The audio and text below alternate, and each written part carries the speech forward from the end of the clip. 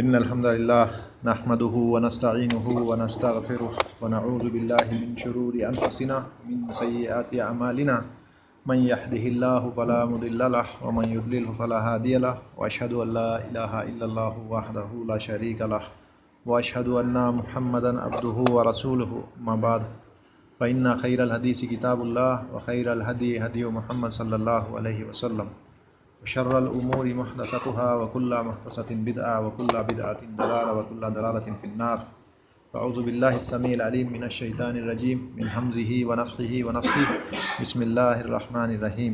رب اشرح لي صدري ويسر لي أمري واحلل عقدة من لساني يفقهوا قولي. رب زدني علما اللهم رب زدني علما.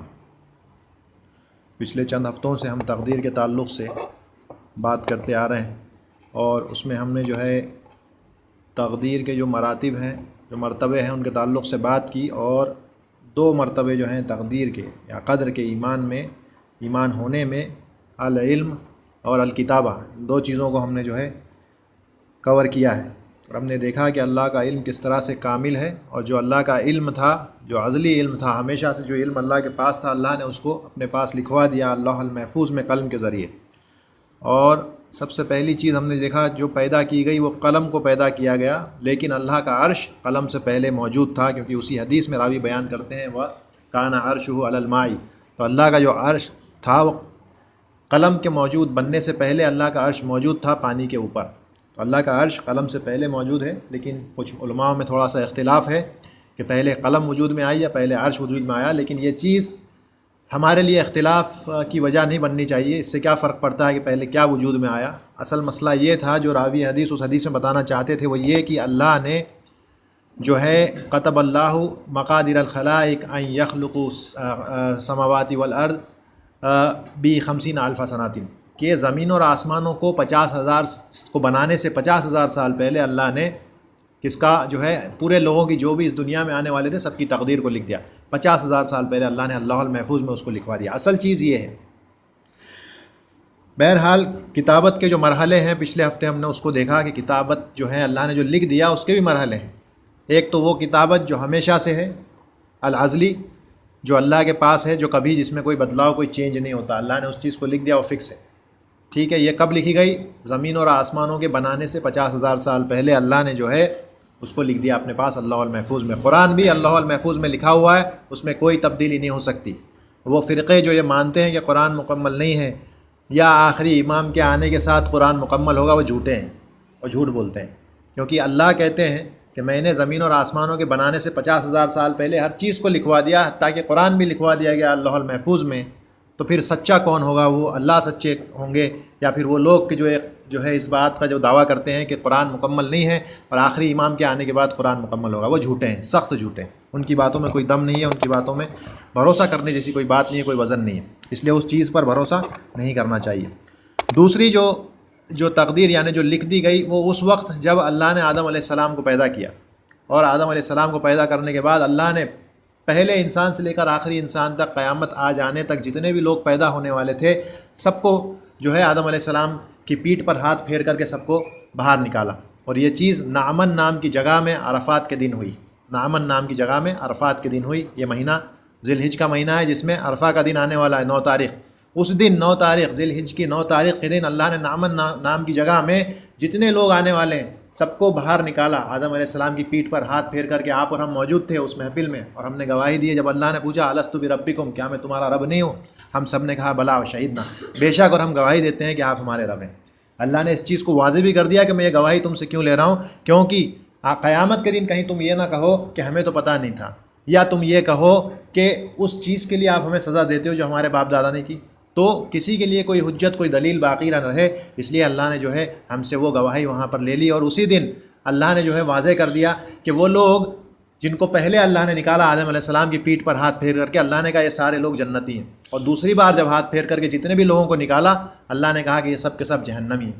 تو اللہ نے ہماری جو دوسری جو تقدیر لکھ دی گئی وہ اس وقت جب آدم علیہ السلام کو اللہ نے پیدا کیا. یہ دوسری ہے. تیسری کون سی ہے؟ ہاں، تیسری وہ جو ہے جب ابھی بچہ دنیا میں نہیں آتا ہے لیکن ابھی پیٹ میں ہی ہوتا ہے ماں کی، تو اس وقت. اور یہ عبداللہ بن مسعود رضی اللہ عنہ کی حدیث ہے، بڑی فیمس حدیث ہے. اور اس حدیث میں اللہ کے رسول صلی اللہ علیہ وسلم نے فرمایا کہ 40 120 دن جب گزرتے ہیں تو پھر جو ہے اللہ جو ہے ایک فرشتے کو بھیجتے ہیں. کیوں بھیجتے ہیں؟ روح پھونکنے کے لیے. روح پھونکی جاتی ہے اور اس کے بعد میں فرشتہ اللہ سے کہتا ہے میں کیا لکھوں اس کے تعلق سے. تو اللہ کہتے ہیں 4 چیزوں کو اس کے تعلق سے لکھ دو. کیا کیا لکھتے ہیں؟ اس کے عمل، اس کی رزق، اس کی زندگی، اور اس کے بعد میں شقی یا سعید، وہ جو ہے بدبخت زندگی گزارے گا یا وہ خوشحال زندگی گزارے گا. یہ ساری چیزیں اس کے لیے لکھ دی جاتی ہیں. یہ تیسرا مرحلہ ہے. چوتھا مرحلہ جو ہر سالانہ تقدیر جو لکھی جاتی ہے، التقدیر الیومی یا کتابت یومی، ہر سال جو سنوی، ہر سال جو تقدیر لکھی جاتی ہے سنوی، سال کے سال، وہ کب ہوتی ہے؟ لیلۃ القدر کے دن. وہ دن شب برات کا دن نہیں ہے. وہ رات کون سی ہے؟ جو رمضان میں آتی ہے. اکثر جو ہے غلط فہمی لوگوں کے دماغ میں ہے کہ وہ رات شب برات کی 15 شعبان کی رات ہے جب انسان کی تقدیر لکھی جاتی ہے، اس کی زندگی، اس کے اعمال لکھے جاتے ہیں. غلط ہے. کہیں سے بھی یہ چیز ثابت نہیں ہے. یہ انسانوں کا خود کا بنایا ہوا قاعدہ ہے. لیکن اصل جو معاملہ ہے وہ یہ ہے کہ لیلۃ القدر جو کہ رمضان کے آخری عشرے کی طاق راتوں میں آتی ہے، اس دن انسان کی جو ہے اللہ جو ہے تقدیر لکھتے ہیں. اور یہ جو ہے سالانہ ہوتی ہے. ہر سال کے لیے، آنے والے سال کے لیے اللہ جو فرشتوں کے ذریعے اس کو لکھوا دیتے ہیں. یہ ساری جو تقدیریں میں بتا رہا ہوں ازلی کو چھوڑ کے، ان سب کے اندر بدلاؤ ہوتا ہے، ہو سکتا ہے، کیونکہ یہ ساری وہ چیزیں ہیں جو اللہ نے فرشتوں کو بتائی ہیں. فرشتوں کے علم میں جیسا ہے اللہ ان کو بتا دیتے ہیں، لیکن اللہ کے علم میں ان سے زیادہ ہے. تو جیسا جیسا بندہ عمل کرتے جاتا ہے، جیسا کہ میں نے سمجھایا تھا کہ کسی شخص کی زندگی اللہ نے 60 سال لکھی ہے یا 100 سال لکھی ہے اللہ المحفوظ میں، لیکن کس حالت میں؟ کہ جب وہ رشتے ناتوں کو جوڑے گا. اللہ نے لکھ دیا کہ یہ شخص جو ہے رشتے ناتوں کو جوڑے گا. اللہ کو معلوم ہے اپنے علم کی وجہ سے کہ یہ شخص جو ہے رشتے ناتوں کو جوڑنے والا ہے. اور اللہ کے وسلم کی حدیث ہے کہ جو شخص رشتے ناتوں کو جوڑتا ہے اس شخص کی عمر لمبی کر دی جاتی. تو رشتے ناتوں کو جوڑنے والا شخص اللہ کو معلوم تھا یہ جوڑے گا، اس لیے اللہ نے اس کی عمر 100 سال لکھی. لیکن فرشتوں کے علم میں کیا بات تھی کہ یہ شخص جو ہے 60 سال جیے گا. لیکن اللہ کے پاس کیا لکھا ہوا ہے کہ یہ شخص رشتے ناتوں کو جوڑنے کی وجہ سے اس کی عمر 100 سال کر دی جائے گی. تو جب وہ رشتے ناتوں کو جوڑتا ہے تو اللہ فرشتوں سے کہہ دیتے ہیں اس کی عمر کو 100 سال کر دو، کیونکہ اس نے رشتے ناتوں کو جوڑا. لیکن فرشتوں کو کیا علم تھا پہلے؟ یہ صرف 60 سال جیے گا. تو یہ چیز اللہ جو تقدیر کا یہ جو بدلنا ہے یہ اس کتاب میں ہوتا ہے جو فرشتوں کے پاس ہے. اللہ المحفوظ میں نہیں ہوتا ہے کہ اللہ کے علم میں پہلے سے چیز موجود تھی. آخری جو کتابت ہے وہ ہے یومی، جو روز روز لکھی جاتی ہے. اور اس کی دلیل سورہ رحمان میں ہے، کل یوم ہوا فی شان، کہ روز روز جو ہے معاملات جو ہے لکھے جاتے ہیں. فرشتوں کی ادلا بدلی ہوتی ہے اس وقت جو ہے اس کے اعمال جو ہے دن بھر کے اعمال، اس کے جو ہے جتنے بھی اعمال رہے ہوں گے اس کی وہ ساری چیزیں لکھی جاتی ہے. اس کی زندگی، حیات، موت، ہر چیز جو ہے اس کے تعلق سے لکھ دیا جاتا ہے کہ ہر دن کے اعتبار سے کیا کیا ہونے والا ہے. تو یہ 5 قسم کی کتابت ہے جس کو کہ علماء نے بیان کیا ہے اللہ کی کتابت کے تعلق سے. قدر میں ایمان کے 5 مرتبے ہیں، 5 مراتب ہیں. اس میں سے دوسرا مرتبہ کتابت کا ہے. کتابت میں بھی 5 مرتبے ہیں. ان 5 کا ہم نے جو ہے پچھلے ہفتے انشاءاللہ اس کو ہم نے دیکھا تھا. اس کے علاوہ ہر بار میں ایک چیز جو کہتے آ رہا ہوں، یہ کہتے آ رہا ہوں کہ یہ جو قدر کا جو مسئلہ ہے اس کا علم حاصل کرنا ضروری ہے. اس کا علم حاصل کرنا ضروری ہے. کیوں؟ کیونکہ یہ ایمان کے ارکان میں سے ایک ارکان، اس کا رکن ہے. ایک ایمان کے جو رکن ہیں، اللہ کے رسول صلی اللہ علیہ وسلم 6 رکن بتایا، اس میں سے ایک رکن قدر کے اندر ایمان ہونا بھی ہے. تو اس لیے اس کا علم حاصل کرنا ضروری ہے. لیکن ہاں جس چیز سے منع کیا ہے وہ یہ کہ اس کی گہرائی میں مت اترو، کیونکہ گہرائی میں اتر کے فائدہ نہیں ہے. کیونکہ یہ کیا ہے، ہم نے دیکھا تھا کہ امام الطحاوی رحمہ اللہ ان کا جملہ کیا تھا. وہ کہتے تھے اصل القدری سر اللہ فی خلقی، یہ ایک سیکرٹ ہے اللہ کا اپنے خلق کے اندر، اپنی مخلوق کے اندر. تو کتنی بھی کوشش کر لو گے اس کی حقیقت کو آپ نہیں پہنچ سکتے.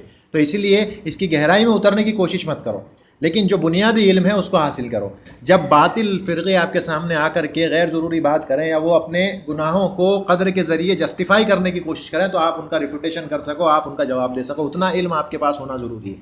اور اس انشاءاللہ ان چند سوالوں کو درس کے آخر میں ہم دیکھیں گے کہ وہ کیا سوال ہیں اور اس کو کیسے سمجھنا اور کیسا جواب دینا، اس کو ہم انشاءاللہ سمجھنے کی کوشش کریں گے. تو بہرحال بنیادی علم ہونا ضروری ہے، لیکن اس کی گہرائی میں اترنے کی ضرورت نہیں ہے. اس مسئلے میں بحث مباحثہ کرنے کی ضرورت نہیں ہے، کیونکہ اللہ کے صلی اللہ علیہ وسلم سے ایک حدیث ہے، حضرت ابو ہریرہ رضی اللہ عنہ اس کے راوی ہیں، ترمذی کی حدیث ہے، صحیح حدیث ہے.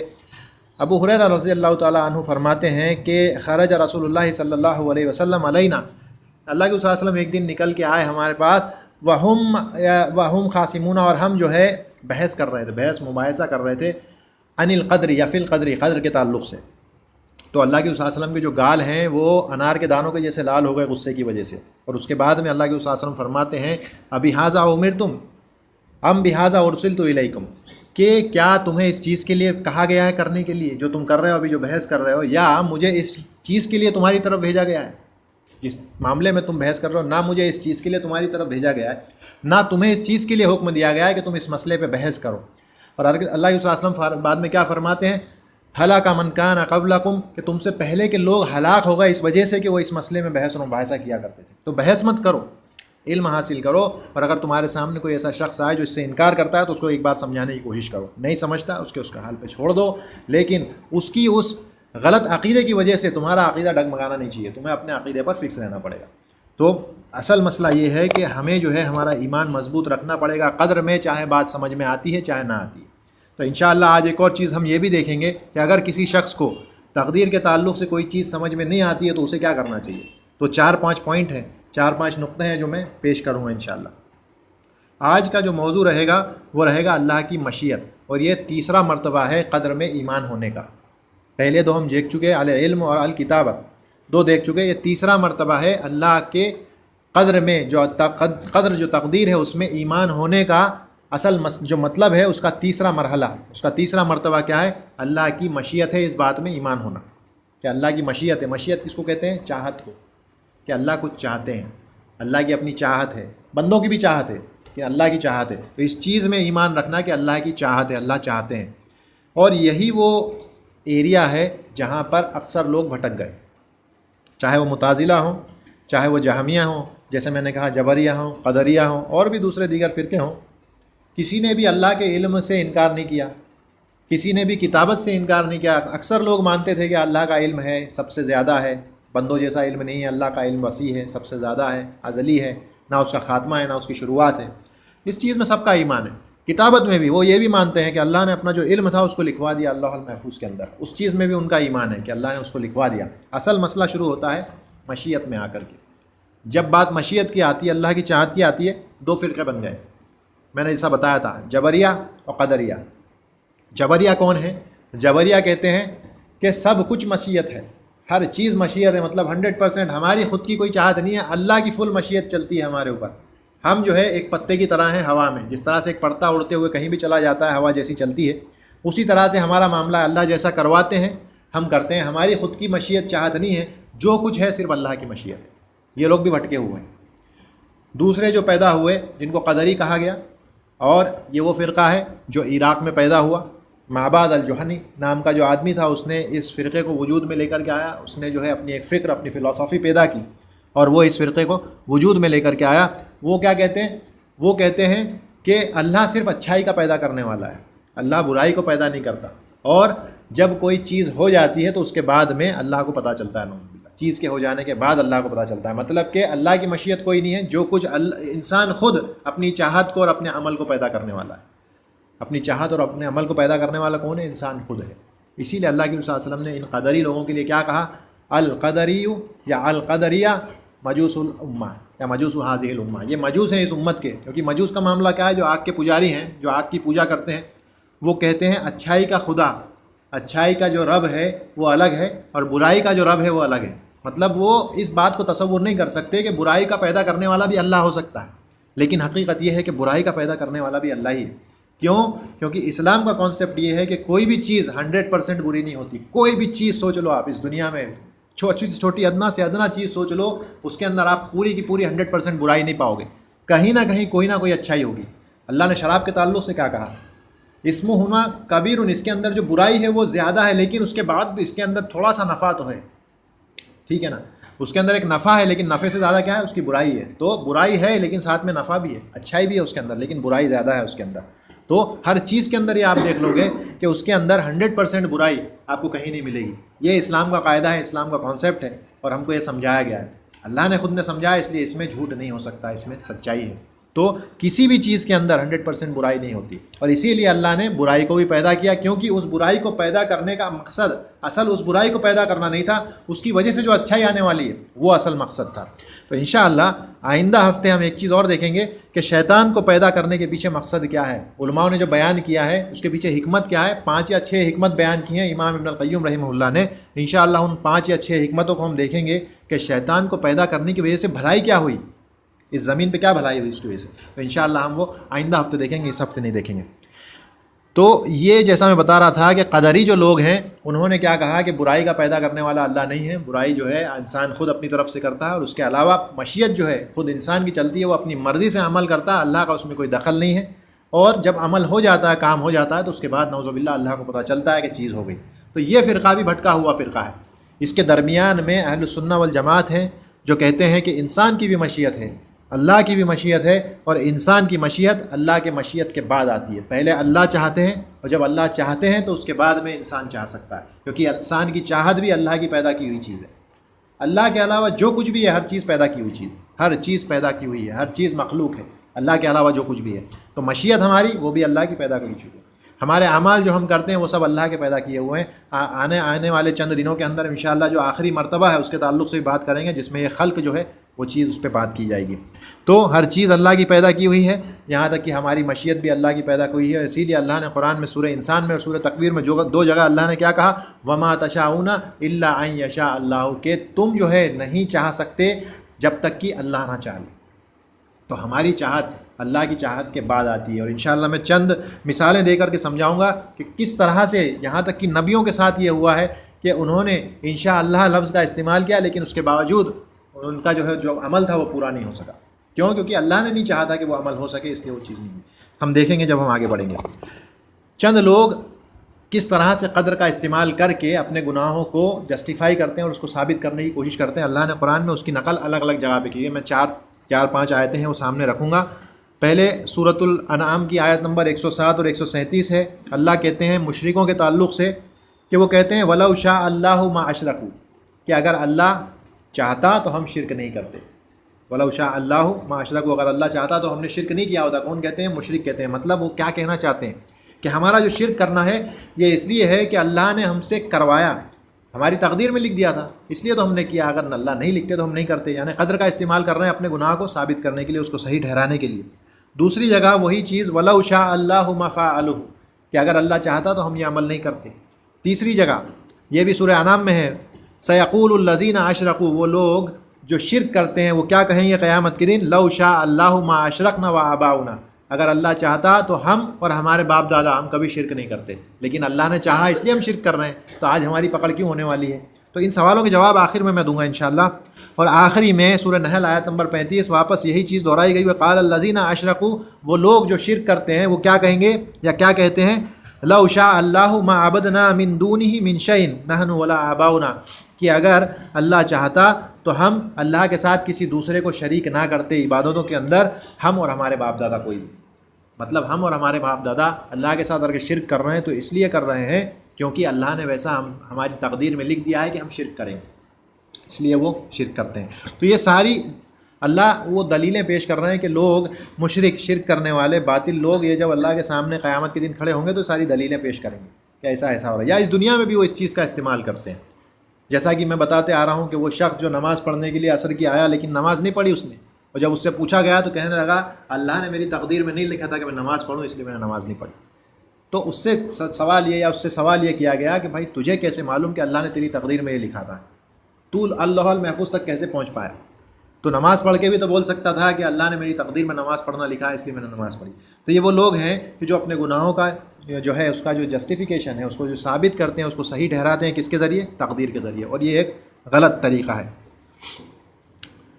اس کے بعد ایک واقعہ جو ہم نے پیش کیا تھا وہ یہ کیا تھا کہ ایک شخص جو ہے حضرت عمر رضی اللہ تعالیٰ عنہ کے دور میں چوری کرتا ہے، ایک چور، اور وہ چوری کرنے کے بعد میں اس کو پکڑ لیا جاتا ہے۔ اسلامی سزا جو ہے وہ یہ ہے کہ چوری آدمی کرتا ہے اور ایک اماؤنٹ، ایک مقدار سے زیادہ جب وہ چوری کر لیتا ہے تو اس وقت اس کے ہاتھ کو کاٹنا ہے۔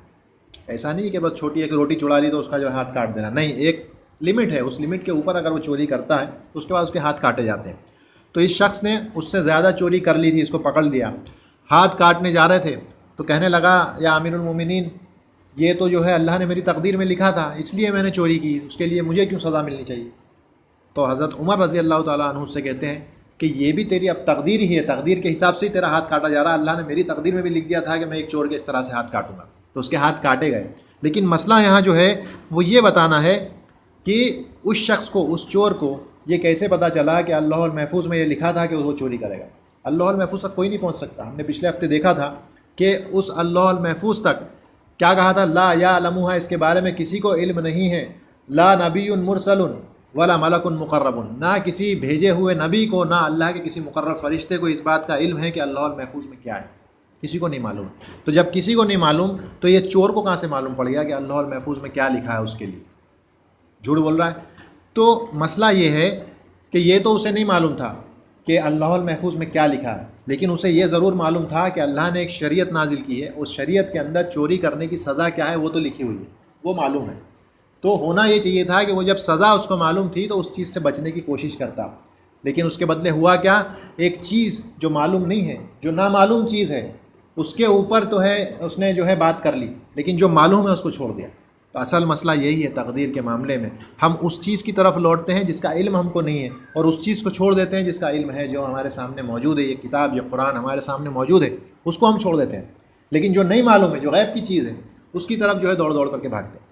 تو اصل مسئلہ وہیں پیدا ہوتا ہے، اور اس چور کا بھی اصل مسئلہ یہی تھا، اس نے جو ہے قدر کا استعمال کیا اپنے گناہ کو صحیح ثابت کرنے کے لیے، اور اس نے جو ہے ایک ایسی چیز کی طرف لوٹا جس کا علم اس کو نہیں تھا، اس چیز کو چھوڑ کر کے کہ جس کا علم اس کے سامنے موجود کیا گیا تھا، جس کے لیے نبیوں کو مبعوث کیا اللہ نے اس زمین پر ہدایت کے لیے، کہ جاؤ ان کو ہدایت سمجھاؤ۔ کیوں؟ کیونکہ اللہ نے تو دنیا میں پیدا کر دیا تھا انسانوں کو، اللہ کو پہلے دن سے معلوم تھا کون جنتی ہے اور کون جہنمی ہے۔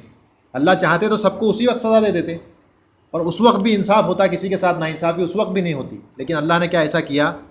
آدم علیہ السلام کی پیٹھ پر ہاتھ پھیرا، کچھ لوگ نکلے ان کے تعلق سے کہا یہ جو ہے اہل جنت ہیں، جنت کے لوگ ہیں، اور کچھ لوگ جو اس کے بعد میں نکلے ان کے تعلق سے کہا یہ سب کون ہیں؟ اہل جہنم ہیں۔ تو اللہ کو معلوم تھا، اللہ اسی وقت اٹھا کے کیوں نہ ڈال دیا ہم کو سب کو جہنم میں؟ اگر ایسا کر بھی دیتے اللہ تو بھی ناانصافی نہیں ہوتی ہمارے ساتھ، لیکن اللہ نے ایسا نہیں کیا۔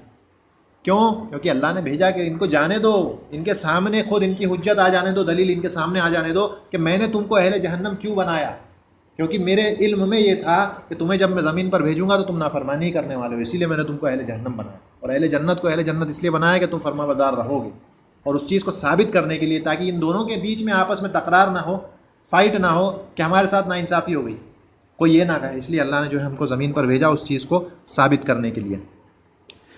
یوسف علیہ السلام کا واقعہ، پورا یوسف علیہ السلام کا واقعہ سورہ یوسف میں آپ دیکھیں کس طرح سے اللہ کی تقدیر نے کام کیا یوسف علیہ السلام کے معاملے میں۔ آپ کہاں تھے؟ وہاں سے آپ جو ہے آپ کے بھائیوں نے آپ کو کنویں میں ڈالا، وہاں سے ایک جو ہے ایجپٹ کے امیر نے، مصر کے امیر نے آپ کو وہاں سے نکالا، اپنے ساتھ لے کر کے گئے، آپ کے ساتھ اس مصر کا جو امیر تھا اس کی بیوی نے غلط کام کرنے کی کوشش کی، اس سے بچنے کے لیے آپ جیل میں گئے، جیل میں جانے کے بعد دو لوگ آپ کو وہاں پہ ملا، خواب کی تعبیر پوچھتے ہیں، آپ ان کو خواب کی تعبیر بتاتے ہیں، ایک شخص اس میں سے قتل کر دیا جاتا ہے، مار دیا جاتا ہے، سزا دے دی جاتی ہے، دوسرا بچ کر کے باہر جاتا ہے، کچھ وقت کے لیے بھول جاتا ہے وہ کہ اپنے بادشاہ سے میں ذکر کروں کہ اس طرح کا فلاں شخص اندر ہے اور اس نے جو ہے آپ سے جو ہے درکار کی ہے کہ اس کے تعلق سے سنوائی کی جائے، وہ بھول جاتا ہے شخص، لیکن وہ راجا، وہ بادشاہ جو ہے اس کو خواب آتا ہے کہ تگڑی گائیں کمزور جو ہیں ان گایوں کو کھا رہی ہیں، اور اس کے بعد وہ پوچھتا ہے اس کی تعبیر مجھے کون بتائے گا، تو فوراً اس شخص کو یاد آتا ہے کہ میں جانتا ہوں ایک شخص ہے جو آپ کو اس کی تعبیر بتا سکتا ہے۔ اس کے بعد میں یوسف علیہ السلام باہر آتے ہیں اور پورا واقعہ پیش آتا ہے، اور اس کے بعد میں ان کے جو ہیں بھائی، ان کے والد یعقوب علیہ السلام، سبھی لوگ جو ہے مصر میں آتے ہیں۔ تو یہ ساری چیزیں اللہ کہتے ہیں کہ یہ ساری چیزیں ایک تقدیر کے حساب سے ہوئیں، ہم نے ان کو جو ہے ایک تقدیر کے حساب سے جمع کے رکھا تھا، کیونکہ اس زمین میں یوسف علیہ السلام کا جانا ضروری تھا، تو یہ سارا پلاننگ جو ہوا اس کے تحت ہوا۔ تو ان کا کنویں میں ڈال دینا ظاہری طور پہ ایک برائی نظر آتا ہے، اس کے اندر ایک برائی ہے، کیا فائدہ اتنے چھوٹے سے بچے کو کنویں کے اندر ڈلوا دینا اور اس کے ساتھ اس طرح کا معاملہ پیش آنا، اس کے بعد ان کا وہاں جانا، جیل میں کئی سالوں تک بند رہنا، ظاہری طور پہ اس کے اندر برائی ہے، لیکن آخر میں اچھائی نکل کے اس میں سے کیا آئی؟ آپ جو ہے وہاں پہ مقرر کر دیے گئے گورنر بنا کر کے، اور آپ کے والد والدہ وہاں پہ آتے ہیں، آپ کے بھائی آتے ہیں، اور آپ کا جو سپنا تھا، جو رویت تھی، وہ آپ کہتے ہیں کہ آج وہ سچ ہو گیا، میں نے دیکھا تھا کہ کیا چاند سورج اور 11 گرہ جو ہیں وہ مجھ کو سجدہ کر رہے ہیں، وہ آج چیز میرے سامنے وہ ثابت ہو جاتی ہے۔ تو بہرحال یہ چیز جو ہے یہ بتاتی ہے قدر اللہ کی کس طرح سے کام کرتی ہے۔ اللہ کو جب کسی کام کو کروانا ہوتا ہے تو اللہ ذریعے بناتے چلے جاتے ہیں، اور اس کے ذریعے جو ہے کام ہوتے چلے جاتا ہے۔ تو ہر چیز جو ہے پہلے سے اس کو جو ہے اس کی تقدیر اس کو مقرر کر دیا گیا، اس کی کوانٹٹی فکس کر دی گئی ہے، کس طرح سے اور کیسے ہونا ہے وہ ہم کو معلوم ہے۔ اور اسی لیے اللہ نے کیا کہا، ما اصاب من مصیبۃ فی الارض ولا فی انفسکم الا فی کتاب من قبل ان نبرہا، کہ ہر چیز، کوئی مصیبت تمہارے اوپر نہیں آتی زمین اور آسمانوں کے اور تمہاری خود کی ذات پہ، لیکن وہ یہ کہ ایک کتاب میں ہے، لکھ دی گئی ہے اس سے پہلے کہ وہ وجود میں آتی ہے، اس کے وجود میں آنے سے پہلے اللہ نے اس کو کتاب میں لکھ دیا. ایسے ہم نے دیکھا 50,000 سال پہلے ابھی تو وجود میں نہیں آئی تھی چیز، اللہ نے اس کو لکھوا دیا. ان ذالک علی اللہ یسیر، اور یہ بے شک اللہ کے لیے بہت آسان ہے. اب ایسا کیوں کیا اللہ نے؟ اس کا جواب اللہ جو ہے سورہ حدید کی آیت 22-23 میں دے رہے ہیں. لی کئی لا تاکہ تعصوا علی ما فاتاکم ولا تفرحوا، تاکہ تمہیں کسی چیز کے تم سے دور ہو جانے پہ تمہیں کوئی افسوس نہ ہو، تم غم زدہ نہ ہو اس وجہ سے. ولا تفرحوا بما آتاکم، نہ اس چیز پہ خوش ہو جو ہم نے تم کو عطا کی ہے، کیونکہ یہ ساری چیزیں اللہ کی طرف سے ہیں. اور واللہ لا یحب کل مختار فخور. ٹھیک ہے، تو اللہ نے اس چیز کو واضح کر دیا کہ وہ چیز جو تم سے دور چلی جاتی ہے اس کی وجہ سے تمہیں افسوس نہ ہو، نہ وہ چیز جو تمہارے پاس ہے اللہ نے تم کو دی ہے اس کی وجہ سے بہت زیادہ خوش ہو جاؤ. یہ اللہ کی دی ہوئی چیز ہے، اگر چھینتا بھی ہے تو اللہ ہے، دیتا بھی ہے تو اللہ ہے. تو اس وجہ سے جو ہے اللہ نے ساری معاملات جو ہے اس کو بیان کیا ہے. اب ایک مسئلہ یہ آتا ہے کہ اگر کوئی شخص قدر کے معاملے کو یا تقدیر کے معاملے کو سمجھنے میں کوئی مصیبت محسوس کرتا ہے کہ یہ کیا چل رہا ہے، ہمیں تو سمجھ میں نہیں آ رہا ہے، یہ چیزیں کہاں جا رہی ہیں، کدھر جا رہی ہیں، بالکل کوئی بھی چیز سمجھ میں نہیں آ رہی، تو اس کے لیے ایک بڑا آسان سا رستہ ہے. بیسکس جو بنیادی چیز ہے اس کی طرف لوٹ جاؤ. اگر آپ کو سمجھ میں نہیں آتا ہے، ساری چیزیں سمجھ میں نہیں آ رہی، کچھ بھی نہیں آ رہا، ایک لفظ بھی سمجھ میں نہیں آ رہا ہے، تو جو بنیادی بات ہے اس کی طرف لوٹ جاؤ. بنیادی بات کیا ہے وہ میں آج انشاءاللہ بتاؤں گا. سب سے پہلی بنیادی بات، سب سے اہم، آپ کو اس چیز میں ایمان رکھنا ہے کہ ہر چیز جو ہوتی ہے وہ اللہ کی مشیت سے ہوتی ہے. پہلی چیز، کوئی تکلیف ہے اس چیز کو یاد رکھنے میں؟ کوئی تکلیف نہیں. اس چیز میں ایمان رکھنے میں کوئی تکلیف نہیں ہونی چاہیے کہ جو چیز وجود میں آتی ہے، جو چیز ہوتی ہے اس دنیا میں، ہر چیز اللہ کی مشیت کے حساب سے ہوتی ہے، اور اللہ نے اس چیز کو لکھ دیا ہے، وہ تقدیر بن چکی ہے، اللہ نے اس کو لکھ دیا ہے، اور جب وہ وجود میں آتی ہے تو وہ قضا بن جاتی ہے. قضا اور قدر یاد رکھیں اس کو. تو جو بھی چیز اس جو ہے کائنات میں ہوتی ہے، اس پورے عالم میں ہوتی ہے، وہ اللہ کی مشیت سے، اللہ کی چاہت سے ہوتی ہے. جس چیز کو اللہ نہیں چاہتے وہ چیز نہیں ہوتی ہے، اور جس چیز کو اللہ چاہتے ہیں وہ ہو جاتی ہے. پہلی چیز. دوسری چیز جو آپ کو یاد رکھنی ہے وہ یہ کہ قدر میں جو ایمان ہے، یہ ایمان کے 6 ارکان میں سے ایک ارکان ہے، اس کا ایک رکن ہے. یہ چھٹا رکن کون سا ہے؟ یہی ہے. جبریل علیہ السلام آتے ہیں اللہ کے صلی اللہ علیہ وسلم کے پاس، کہتے ہیں اخبرنی یعنی ایمان، کہ مجھے ایمان کے تعلق سے بتائیں، خبر دیں. اللہ کے صلی اللہ علیہ وسلم کیا کہتے ہیں؟ الایمان تؤمن باللہ والملائکہ، ان تؤمن باللہ وملائکتہ وکتبہ ورسولہ والیوم الآخر وان تؤمن بالقدر خیرہ وشرہ. 6 چیزیں بیان کی، اس میں چھٹی چیز کیا ہے؟ قدر میں ایمان، اس کے اچھے میں اور اس کے برے میں، دونوں میں ایمان رکھنا ہے. تو دوسری چیز جو آپ کو یاد رکھنی ہے، جو بنیاد ہے، جو بیسک ہے، وہ کیا ہے؟ یہ ایمان کے ارکان میں سے اس کا ایک رکن ہے. چھٹا رکن کیا ہے؟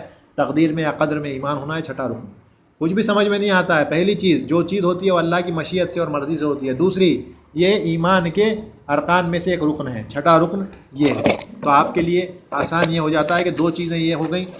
اس کے بعد جو تیسری چیز اور ایک اہم چیز اسی کے ساتھ، قدر کے معاملے میں نے بتایا تھا کہ قدر میں انکار کرنے والا مومن نہیں ہو سکتا. اسی حدیث میں، حدیث جبریل، عبداللہ ابن عمر رضی اللہ عنہ، اسی حدیث میں کیا بیان کرتے ہیں کہ ان کے پاس ان لوگوں کی خبر دی گئی جو قدر میں انکار کرتے تھے. تو کیا کہتے ہیں کہ لقیت اولئک، جب تم ان لوگوں سے ملو تو ان سے جا کے کیا کہنا؟ انی بری منہم، کہ میں جو ہے ان سے بری ہوں، وانہم براء منی، اور وہ لوگ مجھ سے بری ہیں، میرا ان سے کوئی لینا دینا نہیں، ان کا مجھ سے کوئی لینا دینا نہیں.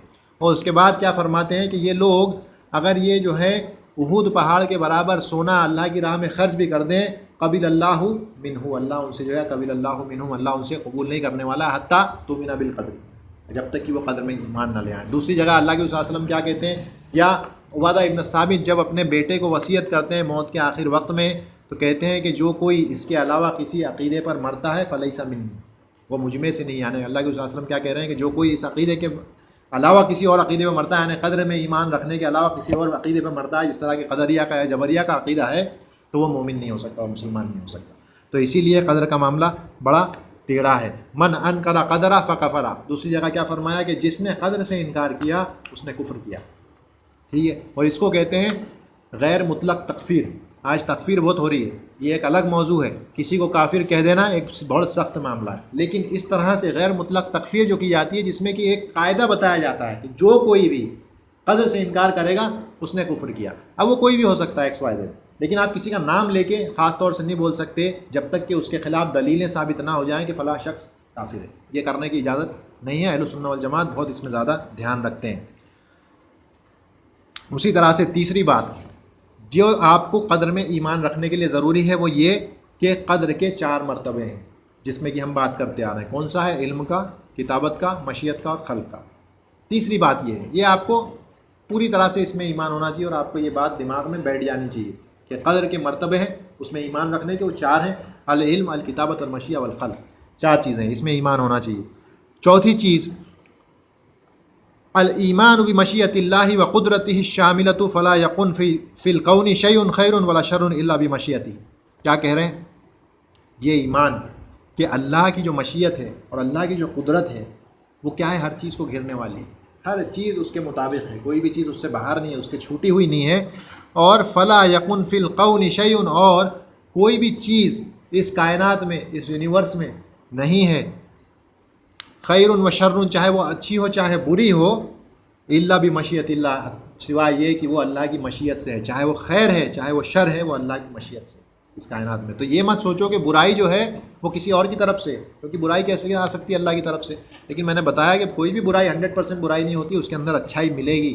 سوچ لو کوئی بھی چیز اچھائی ملنے والی ہے وہاں پہ، اسی لیے چاہے خیر ہو چاہے شر ہو، وہ اللہ کی مشیت سے ہی، اللہ ہی اس کو وجود میں لانے والا ہے، ٹھیک ہے؟ کیونکہ اللہ کا اصل مقصد اس برائی سے کچھ اور ہے، اور اس سے کچھ اور فائدہ نکلنے والا ہے آگے چل کے، جیسے یوسف علیہ السلام کے واقعے میں دیکھا، ٹھیک ہے؟ وہاں پہ جا کر کے بھلائی نکلی آگے جا کے۔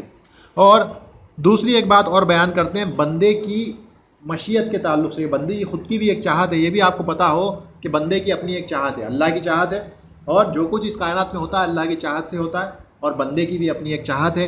کہتے ہیں مشیت العبد وقدرتہ غیر خارجۃ عن قدرت اللہ ومشیتہ، کہ بندے، ایک جو بندہ ہے اس کی جو مشیت ہے اور اس کی جو قدرت ہے، اس کی ایبیلٹی، اس کی جو طاقت ہے، وہ جو ہے اللہ کی قدرت اور مشیت سے باہر نہیں ہے۔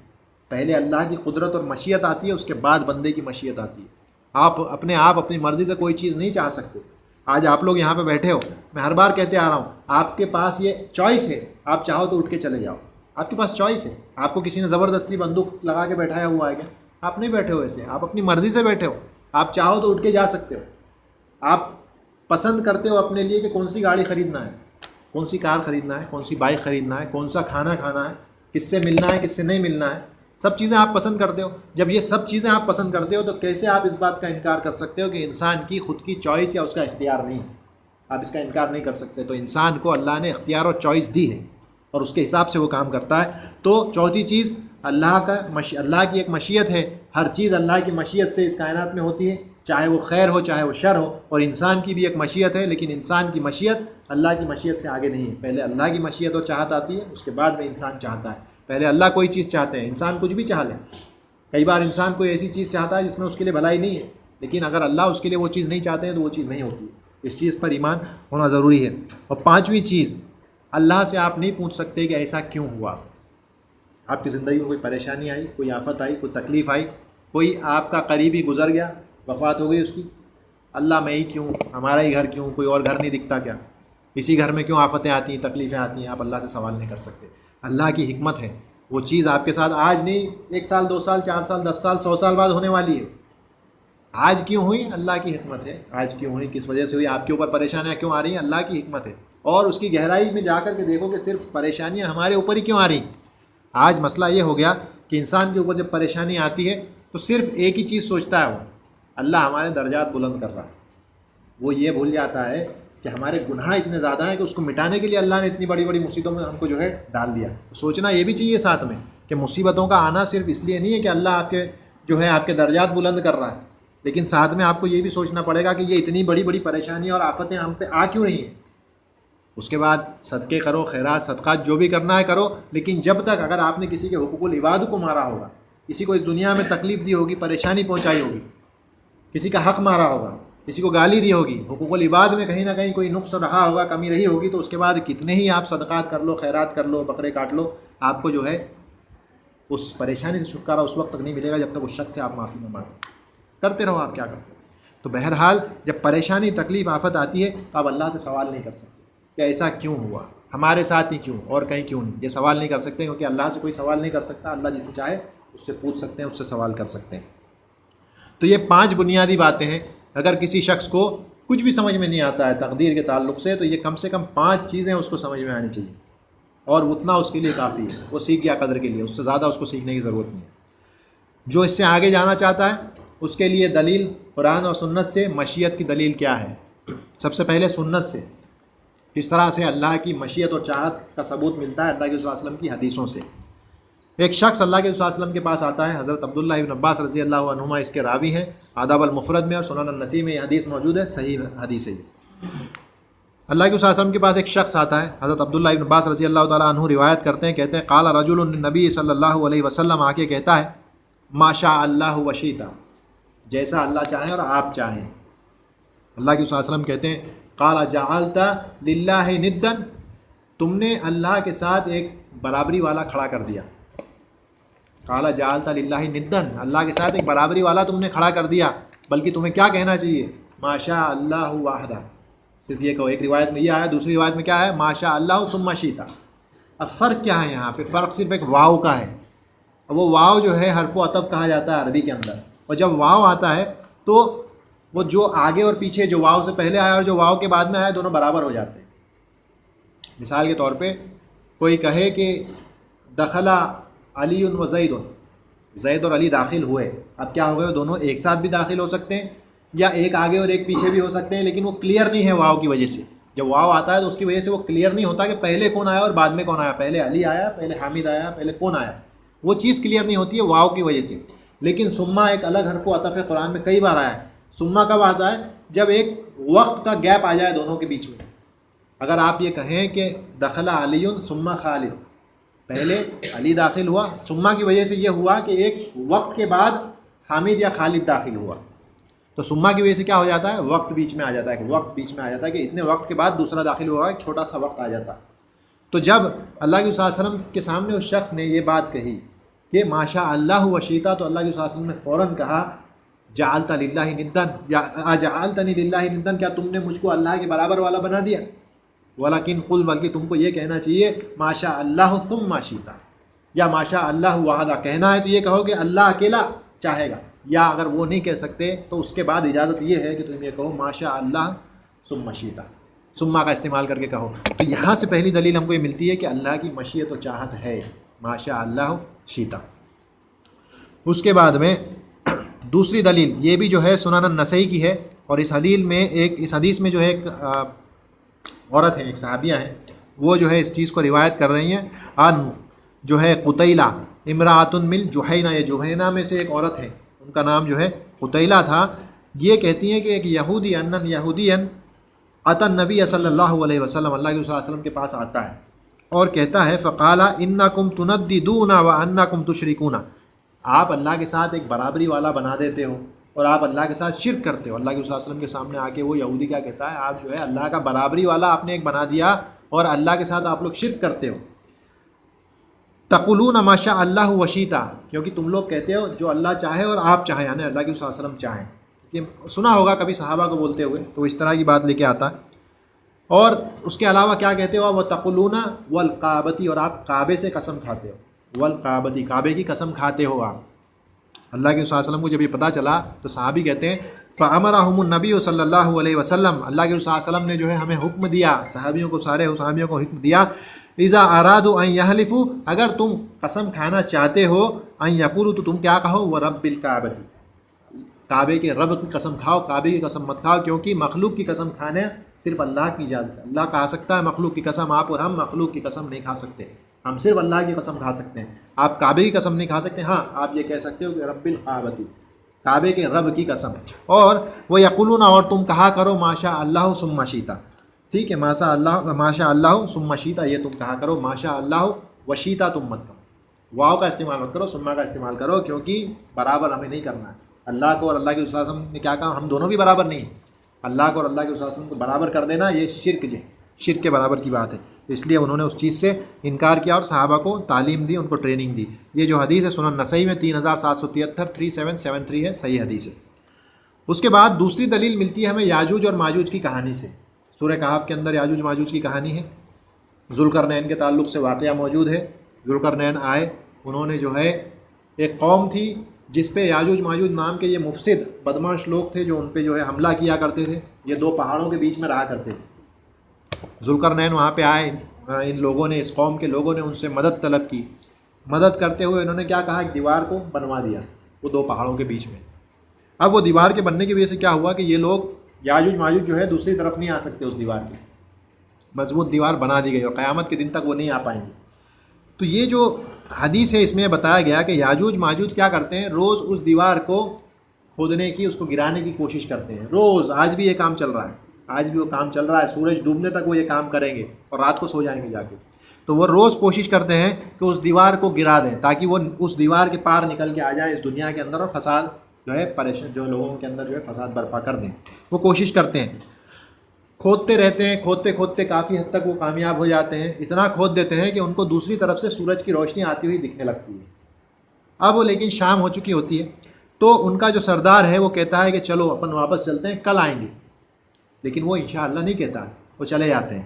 اگلے دن پھر آتے ہیں، اگلے دن پھر وہی محنت کرتے ہیں جیسے کہ آج بھی وہ محنت کر رہے ہوں گے، واپس سے کھودتے ہیں، اس حد تک اس دیوار کو کھود دیتے ہیں کہ اگلی اور سے جو ہے سورج کی روشنی ان کے چہرے پہ پڑتی ہے، اور اس کے بعد شام ہونے لگتی ہے تو پھر سے ان کا سردار کہتا ہے چلو کل آئیں گے لوٹ کر کے۔ اور یہ چیز قیامت کے دن تک ہوتی رہے گی جب تک کہ عیسیٰ علیہ السلام کا نزول اللہ واپس سے دنیا میں نہ کرا دیں اور دجال کو نہ مار دیا جائے۔ اس وقت اللہ ان کے سردار کے دماغ میں یہ بات بیٹھائے گا کہ وہ لوگ شام تک اس دیوار کو کھودیں گے، وہاں سے جو ہے ان کو سورج کی روشنی وہی آتی دکھے گی، سردار کہے گا چلو واپس لوٹ چلتے ہیں، کل صبح آئیں گے انشاءاللہ۔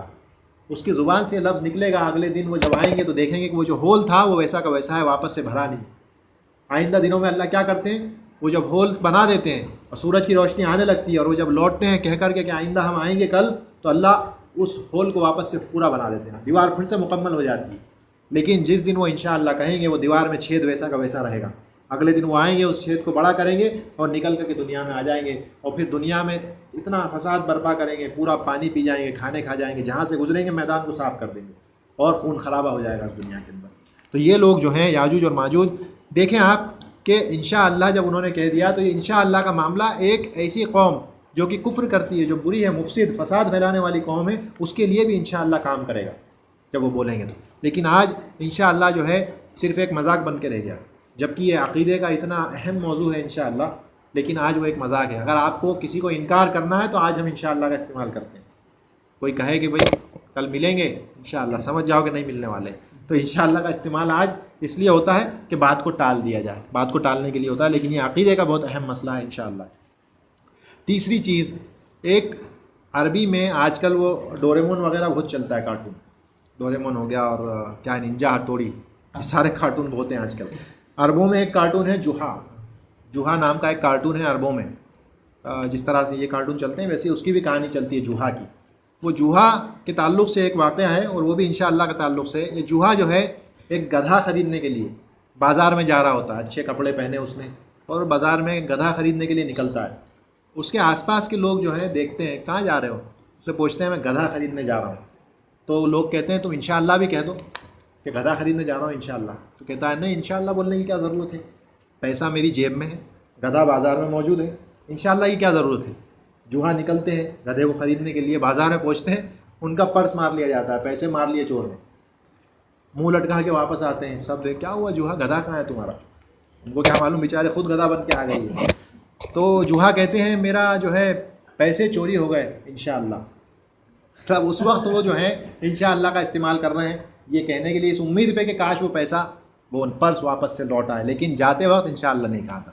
تو بہرحال یہ ایک اور واقعہ ہے۔ ایک اور چیز سورۃ الکہف کے نازل ہونے کے، کہ کیوں سورہ کہف نازل ہوئی، اس میں جو 3 کہانیاں کیوں نازل ہوئیں، اس تعلق سے ہم نے جب سورہ کہف کی تفسیر جو ہے مختصر دیکھی تھی، تو اس وقت ہم نے یہ دیکھا تھا کہ اللہ نے اللہ کے صلی اللہ علیہ وسلم کو کس طرح سے تعلیم دی کہ آپ ولا تقولن لشیء انی فاعل ذلک غدا الا ان یشاء اللہ، کہ جب آپ ایسا کبھی مت کہو کہ میں فلاں فلاں کام کو کل کروں گا، حتیٰ کہ آپ کیا کہہ دو انشاءاللہ۔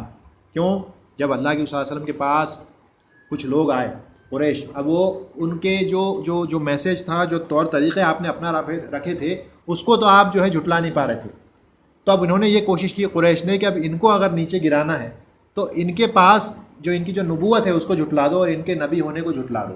اگر یہ کر دیتے ہیں تو باقی ساری چیز اپنے آپ آسانی سے ہو جائے گی۔ لیکن انہوں نے سوچا کہ اس کام کو کرنا ہے تو کیسے کرنا ہے، کیا کریں؟ تو کسی نے رائے دی کہ کچھ اہل کتاب ہیں مدینہ میں، یہودی لوگ، تم ان کے پاس جاؤ، بڑے ہوشیار لوگ ہیں، وہ تم کو بتائیں گے اس معاملے میں کرنا کیا ہے۔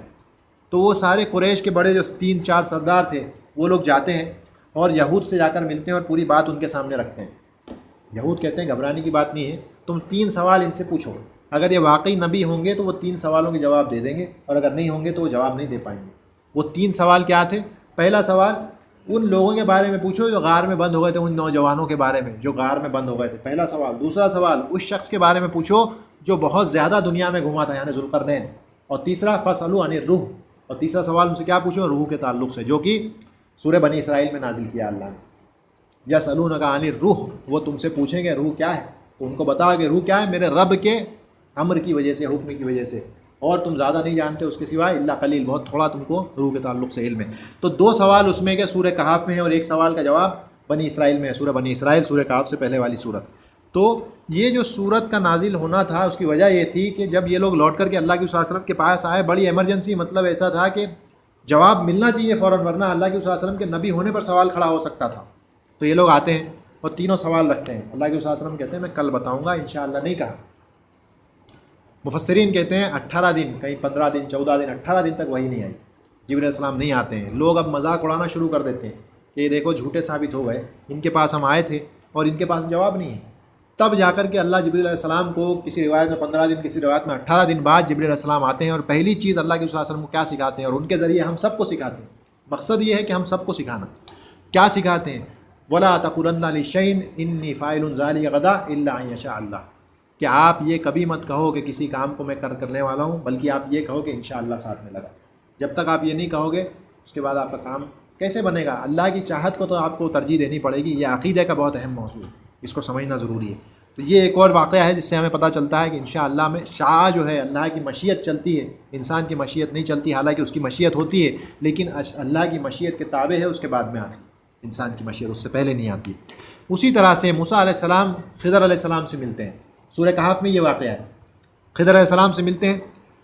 جیسا میں نے بتایا تھا کہ انشاءاللہ کا کہہ دینا ضروری نہیں ہے کہ کام ہو جائے، لیکن یہ ہمارا کام ہے ہم اس کو کہیں، کیونکہ ہم اس بات کی تصدیق کریں گے کہ ہماری مشیت اللہ کی مشیت کے تابع ہے۔ عقیدے کا مسئلہ آپ کو کہنا ضروری ہے، کام ہو نہ ہو بات کی بات ہے۔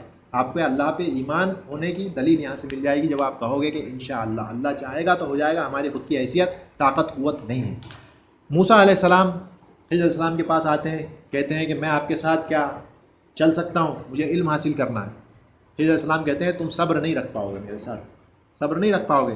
موسیٰ علیہ السلام کیا کہتے ہیں؟ قال ستجدنی انشاءاللہ صابرا، انشاءاللہ آپ مجھے صابروں میں سے پائیں گے۔ لیکن کیا صابروں میں سے پایا موسیٰ علیہ السلام کو؟ 3 بار میں آؤٹ ہو گیا معاملہ، تیسرے بار میں تو ختم ہو گیا کہ نہیں اب ہم ساتھ میں نہیں رہ سکتے، کیونکہ صبر نہیں کر سکے۔ لیکن کہا کیا انہوں نے؟ انشاءاللہ صابرا، آپ مجھے صابروں میں سے پائیں گے۔ لیکن کیا انشاءاللہ کی وجہ سے صبر والا پایا؟ نہیں پایا، صبر نہیں کر پایا وہ۔ تو انشاءاللہ کا کہہ دینا ضروری نہیں ہے کہ اس کے کہنے کے بعد چیز ہو جائے، لیکن کہنے کا مقصد یہ ہے کہ یہ عقیدے کا ایک اہم موضوع ہے، اس بات پہ ایمان ہونا ضروری ہے کہ اللہ کی ایک چاہت ہے، ایک مشیت ہے، اور انسان کی بندے کی مشیت اللہ کی مشیت سے پہلے نہیں آ سکتی۔ جیسے کہ موسیٰ علیہ السلام کے واقعے میں ہوا، آپ نے کہا کہ آپ اللہ نے چاہا تو مجھے جو ہے صبر کرنے والا پائیں گے، لیکن ان کو نہیں پا سکے صبر کرنے والا۔ 3 بار 3 واقعات ہوئے اور صبر ان کا ختم ہو گیا، تینوں واقعات میں ان کا صبر ختم ہو گیا، اور آخر میں خضر علیہ السلام سے کہا کہ اب ہم جو ہے ساتھ میں نہیں رہ سکتے۔ اس کے بعد ایک اور واقعہ ابراہیم علیہ السلام اور اسماعیل علیہ السلام کا واقعہ۔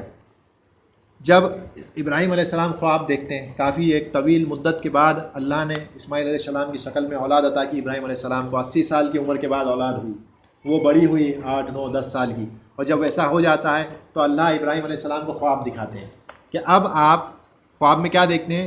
اسماعیل علیہ السلام سے کہتے ہیں ابراہیم علیہ السلام کہ میں نے دیکھا ہے بیٹے کہ میں تمہیں ذبح کر رہا ہوں، میں تمہیں ذبح کر رہا ہوں، یہ میں نے دیکھا ہے خواب میں کیا کروں؟ اسماعیل علیہ السلام کہتے ہیں آپ کو جو حکم دیا گیا آپ وہ کیجئے۔ کیوں؟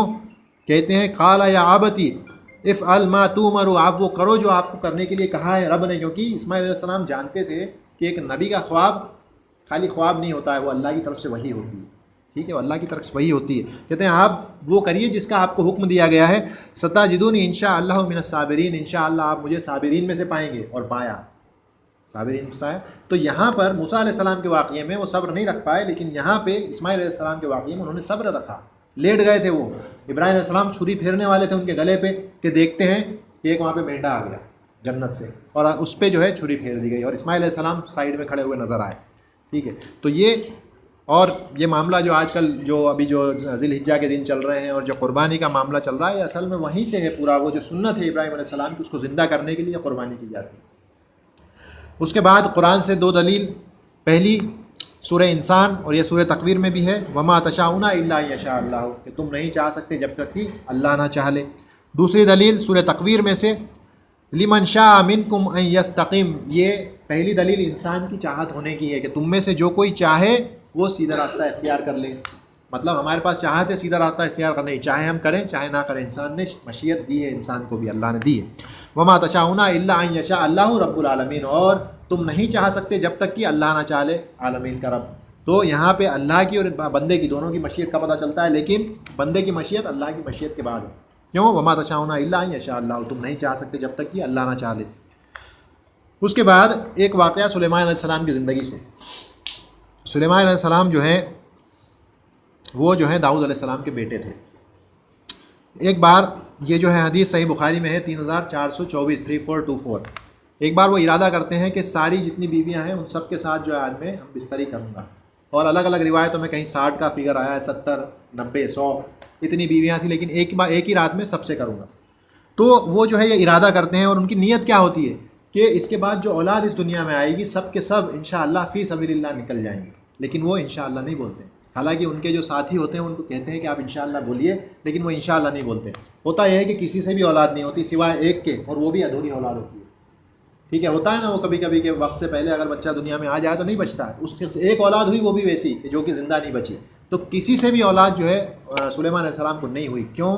انشاءاللہ انہوں نے نہیں کہا تھا، انشاءاللہ کہہ کر ان کو عمل کرنا تھا۔ تو ہو سکتا تھا، اللہ کے رسول صلی اللہ علیہ وسلم کہتے ہیں کہ اگر ایسا ہو جاتا تو سلیمان علیہ السلام کو سب سے اولادیں ہوں گی اور وہ سب کی سب اللہ کی راہ میں جہاد کرتے ہیں، لیکن کیوں انہوں نے انشاءاللہ نہیں کہا تو وہ چیز نہیں ہوئی۔ یہ صحیح بخاری کی حدیث ہے۔ تو جیسا ہم نے دیکھا کہ کئی فرقے اس اللہ کی جو مشیت کا معاملہ ہے، جس کی دلیلیں ابھی ہم نے دیکھی، اس مشیت کو نہیں سمجھنے کی وجہ سے کئی فرقے بن گئے، جس میں 2 جو خاص فرقے جو بنے وہ قدریہ اور جبریہ بنے، جس کے تعلق سے ہم نے دیکھا قدریہ کون ہے؟ جو قدر کا انکار کرتے ہیں اور کہتے ہیں کہ اللہ صرف اچھائی کا پیدا کرنے والا ہے، برائی کو پیدا نہیں کرتے، اور جب چیز ہو جاتی ہے اس کے بعد نعوذ باللہ اللہ کو پتہ چلتا ہے کہ چیز ہو گئی۔ اور جبری وہ لوگ ہیں جو کہتے ہیں خود کی ہماری انسان کی کوئی مشیت نہیں ہے، جو بھی ہے صرف اللہ کی مشیت ہے، ہم ہوا میں ایک پتے کی طرح ہیں، ہوا جہاں اڑا کے لے جائیں ہم اڑ کے چلے جاتے ہیں۔ اسی لیے اگر جو گناہ ہم کرتے ہیں وہ اللہ کی طرف ہم اس کو منسوب کر دیتے ہیں کہ اللہ ہم سے کرواتا ہے اس لیے ہم کرتے ہیں، کٹ پتلی کی طرح، روبوٹ کی طرح ہم کام کرتے ہیں۔ اور دونوں فرقے یہ جھوٹے اور یہ غلط فرقے ہیں دونوں۔ اور پہلا جو ہم کہیں گے جبری جو تھا وہ شیطان تھا، سب سے پہلا جبری شیطان تھا۔ اس نے کیا کہا تھا؟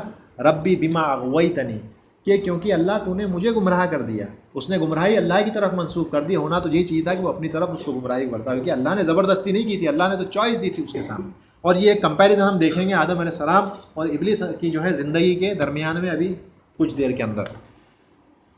3 مثالیں اب آپ کے سامنے رکھوں گا جس سے اس مسئلے کو سمجھنے میں آسانی ہو جائے کہ کس طرح سے لوگ بات کرتے ہیں۔ سب سے پہلے ایک اس ٹیچر کا جو ہے مثال آپ کے سامنے رکھوں گا جس سے سمجھنے میں آئے، کیونکہ لوگ اکثر یہ کہتے ہیں کہ جب اللہ نے ہر چیز اگر لکھ دی ہمارے لیے، اللہ پہلے سے جانتے تھے کہ ہم جو ہے کچھ لوگ جہنمی ہوں گے کچھ لوگ جنتی ہوں گے، تو ہم پھر کس طرح سے ذمہ دار ہوں گے اس سزا کو بھگتنے کے جو اللہ نے ہمارے لیے رکھی ہے۔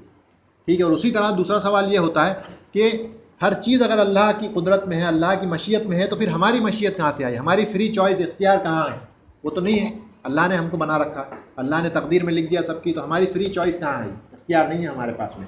تو اس کے لیے ایک مثال ہے، ایک ٹیچر ہے، ایک ٹیچر جو ہے سال بھر اپنے بچوں کو پڑھاتا ہے، پورے سال اس نے پڑھایا، سال کے آخر میں ایگزام آنے سے پہلے وہ کیا ہے ایک اندازہ لگاتا ہے، کیونکہ اس کو معلوم ہے اس نے سال بھر بچوں کو دیکھا ہے، کون جو ہے دل لگا کے پڑھتا ہے، کون جو ہے ہوم ورک کرتا ہے، کون جو ہے کلاس چھوڑ کر کے جو ہے گھومنے پھرنے چلے جاتا ہے، میلوں میں چلے جاتا ہے، سرکس میں چلے جاتا ہے، فلمیں دیکھنے چلے جاتا ہے، اس کو معلوم ہے ٹیچر کو۔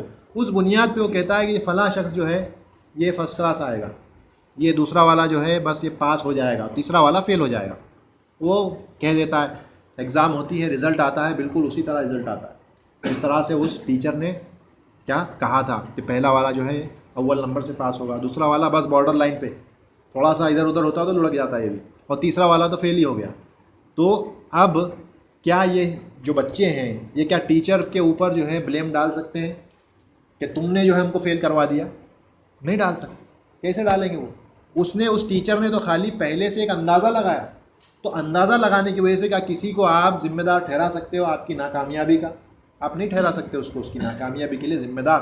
تو جس طرح سے آپ ٹیچر کو ناکامیابی کا ذمہ دار نہیں ٹھہرا سکتے، آپ اللہ کو کیسے ذمہ دار ٹھہرا سکتے ہو آپ کے جہنم میں داخل ہونے کی وجہ؟ کیسے اس اللہ کو بنا سکتے ہو؟ اللہ نے آپ کو اختیار دیا.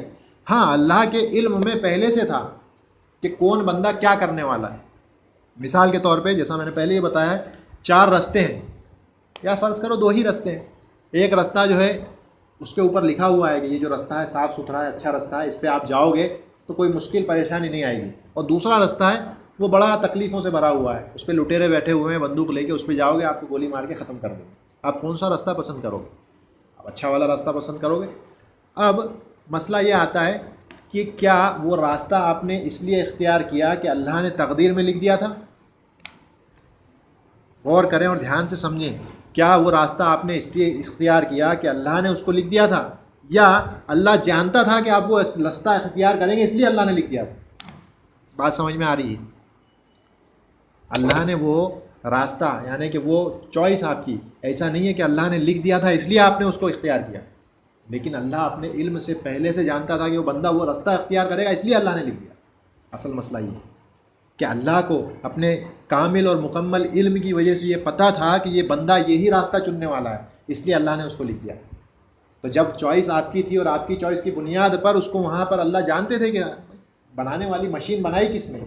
مشین بنانے والی ذات اللہ کی ہے، تو اللہ بہتر اپنی مشین کو جانیں گے نا کہ یہ کیا کرنے والا ہے آگے چل کے.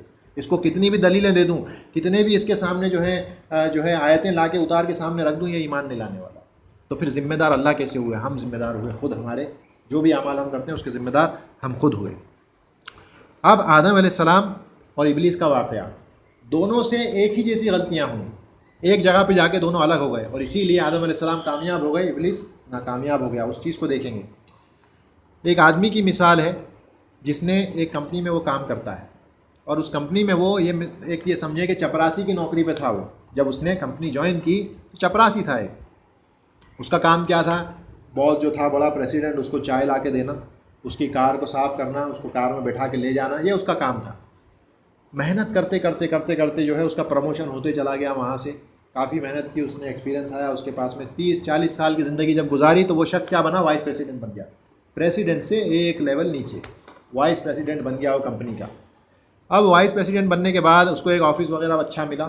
اپنے آفس میں بیٹھا تھا کہ جو پریسیڈنٹ تھا اس سے اوپر والا ایک دن ایک 15 سال کے بچے کو لے کر کے اس کے کیبن میں آتا ہے اور اس سے کہتا ہے آج سے نیا جو ہے وائس پریسیڈنٹ یہ 15 سال کا بچہ ہے، اس کے لیے چائے لے کے آؤ. جو کام وہ آج سے 40 سال پہلے کرتا تھا اس کو حکم دیا گیا کہ اس کے لیے، بچے کے لیے تم جا کر کے چائے لے کر کے آؤ. اب یہ شخص جو ہے اس نے سوال کرنا شروع کر دیے، ایسا کیسے؟ اس کے پاس ڈگری کون سی ہے؟ کیا اس نے ابھی گریجویشن بھی پورا کیا ہے؟ کیا 12 بھی نہیں کی ابھی 15 سال کی عمر میں؟ اس کے پاس ایکسپیرینس نہیں ہے. میں نے محنت کی ہے، 40 سال محنت کرنے کے بعد، پاپڑ بیلنے کے بعد میں وائس پریسیڈنٹ بنا، اور تم واپس سے اس کے لیے چائے لینے بھیج رہے ہو مجھ کو؟ تو یہ کون شخص تھا جس کی تعلق سے جس نے سوال کیا؟ یہ ابلیس ہے. جس نے سوال کیا ابلیس ہے. اب دوسرے آدمی کی مثال، ایک آدمی ہے، اس کا جو باس ہے، یہی سمجھ لیں اس کا پریسیڈنٹ ہے، اس نے فیصلہ کر لیا کہ یہ جو شخص ہے جو آج سعودی عرب میں جاب کرتا ہے، اس کا ٹرانسفر میں کر دوں گا امریکہ میں، USA میں، اس کا ٹرانسفر میں کر دوں گا. یہ پلاننگ باس کے دماغ میں پہلے سے ہے. اب باس نے کیا کیا؟ سارے لوگوں کو بتا دیا، سب کو معلوم تھا، باس نے علم دے دیا تھا کہ یہ جو شخص ہے چند دنوں کے اندر اس کا ٹرانسفر میں جو ہے سعودی عرب سے اٹھا کر کے امریکہ USA میں کرنے والا ہوں. لیکن اس شخص کو نہیں بتایا، اس کو نہیں معلوم ہے. سارے لوگ باتیں کر رہے ہیں، اس کو معلوم نہیں ہے. ایک شخص تبھی اس کے پاس آتا ہے اور کہتا ہے کہ دیکھو تمہارے جو ہے باس نے پلاننگ کر رکھی ہے، تم کو جو ہے یہاں سے اٹھا کے US میں بھیجنے والے ہیں سزا کے طور پہ. تو تم کو میں جو ہے کچھ طریقے بتا سکتا ہوں، تم بچ سکتے ہو اس کی وجہ سے وہاں جانے سے. ٹھیک ہے؟ تو اس چیز کی وجہ سے کیا ہوا؟ اس شخص کا جو یہ دوسرے شخص نے اس کے پاس میں آ کے جب اس سے بات کی تو 5 منٹ اس دن اس کے ویسٹ ہو گئے. اب یہ 5 منٹ لیٹ آفس پہنچا. باس نے کہا تم 5 منٹ آفس لیٹ آئے ہو، تمہاری سزا یہ ہے کہ تم کو جو ہے سعودی عرب سے اٹھا کر کے USA میں ٹرانسفر کر رہے ہیں کیونکہ تم آج 5 منٹ لیٹ آئے. اب یہ آدمی چاہتا تو بحث کر لے باس سے، ارے یہ کیا بات ہے، آپ نے تو پہلے سے لکھ رکھا تھا، اس کے اوپر کیوں ڈال دیا آپ نے؟ لیکن اس شخص نے ویسا نہیں کیا. یہ شخص کون ہے؟ یہ آدم علیہ السلام. اس شخص نے بحث نہیں کی. کیوں؟ کیونکہ شیطان نے کیا کہا؟ شیطان نے کہا قال فبما اغویتنی. شیطان نے کیا کہا اللہ سے؟ جب اللہ نے ساری چیز ہو گئی، اس سے سجدہ کرنے کو کہا گیا، ٹھیک ہے نا، سارے لوگوں کو پیش کیا گیا، وَإِذْ قُلْنَا لِلْمَلَائِكَةِ اسْجُدُوا لِآدَمَ فَسَجَدُوا إِلَّا إِبْلِيسَ، سب کے سارے ملائکہ جو ہے سجدے میں گر گئے سوائے ابلیس کے، ابا واستکبر وکان من الکافرین، اس نے انکار کر دیا اور تکبر کیا، اور وہ ان لوگوں میں سے ہو گیا جو ظلم کرنے والے ہیں۔ تو اس نے انکار کر دیا، اور صرف یہاں پہ نہیں رکا وہ انکار کرنے کے بعد، چاہتا تو توبہ کر سکتا تھا، لیکن اس نے کیا کیا؟ قال فبما اغویتنی لا اقعدن لہم صراطک المستقیم، کہ کیونکہ آپ نے مجھے گمراہ کر دیا، اللہ سے کہہ رہا ہے میری چوائس نہیں تھی، آپ نے زبردستی مجھ کو گمراہ کر دیا، تو اب میں کیا کروں گا؟ لا اقعدن، میں جو ہے بیٹھ جاؤں گا ان لوگوں کے لیے، کہاں پر؟ تیرے صراطک المستقیم، تیرے سیدھے راستے پہ میں بیٹھوں گا ان کی تلاش میں، جہاں آئیں گے ان کو دبوچ لوں گا، جو بھی تھوڑا سا کمزور ڈگمگ آیا لے اس کو اندر، اس کو پکڑ لے گا وہیں پہ۔ تو وہ ملامت کرنے کی بجائے وہ چیلنج کرنے لگا اللہ کو، تو اصل مسئلہ اس کا یہاں پہ آیا۔ اس کا کمپیریزن اور ٹھیک سے ہم دیکھیں گے ابھی۔ اور دوسری جگہ وہیں پہ سورۃ الاعراف کی آیت تھی، سورۃ الاعراف آیت نمبر 20 میں وہ کیا کہتا ہے؟ اس کے بعد میں کیا اس نے، وہ جو شخص تھا جس کو کہ ٹرانسفر کیا جا رہا تھا، اس کے پاس ایک آدمی آیا تھا، میں نے بتایا، وہ کیا کہنے لگا؟ میں تم کو راستے بتاؤں گا، اگر تم وہ کر لیتے ہو تو تم جانے سے بچ جاؤ گے۔